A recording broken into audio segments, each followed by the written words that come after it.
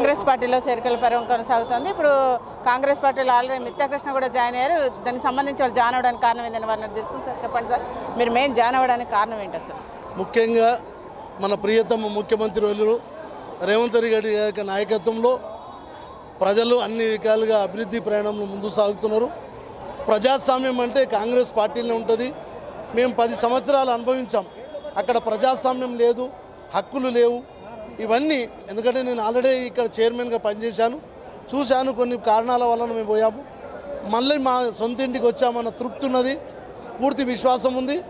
నేను ఒక దళితునిగా తప్పకుండా నా సేవలు కాంగ్రెస్ పార్టీకి 20 సంవత్సరాల క్రితం కూడా చేశాను.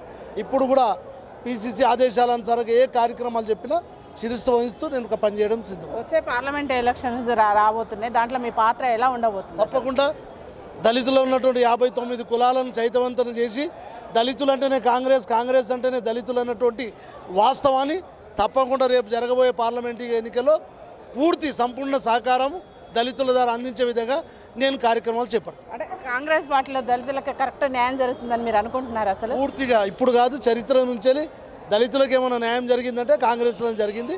ఆ విశ్వాసం నాకు.